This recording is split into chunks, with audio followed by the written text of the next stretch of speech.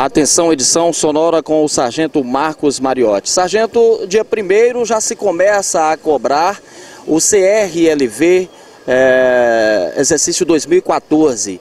Como é que tem sido essas fiscalizações e o que dizer para os usuários?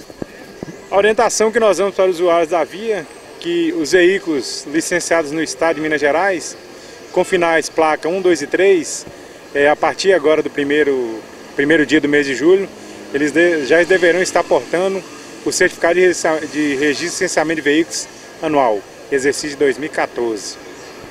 Qual é a penalidade prevista para aqueles que insistirem em trafegar sem o devido documento? Bom, o cidadão, ele para conduzir o veículo na via pública, o veículo deverá estar licenciado. E o licenciamento, ele só é obtido com pagamento das taxas de PVA, seguro, taxa de licenciamento ou multa, se por acaso o veículo estiver no sistema. E sendo flagrado nessa situação na abordagem por um policial militar, ele estará infringindo o artigo 230, inciso 5 do Código de Trânsito Brasileiro, que é conduzir o veículo sem estar devidamente licenciado.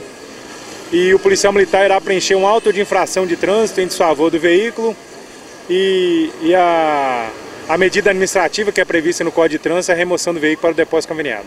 Exercício 2014 que vem sendo cobrado somente o CRLV por enquanto? Não, o CRLV é exatamente o exercício 2014, que é o certificado de registro e licenciamento de veículo. As placas finais 1, 2 e 3, a partir desse mês de julho. Nos próximos meses, as demais placas deverão ser cobradas.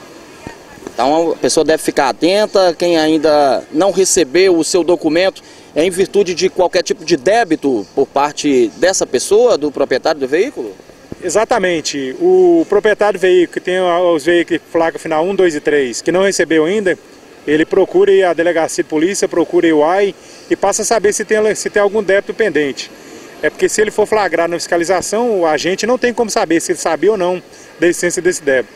Caberá ao agente tão somente preencher uma infração de trânsito e remover o veículo. A se lembrar que os veículos placas final 4, 5 e 6, a partir de 1º de agosto, estaremos cobrando.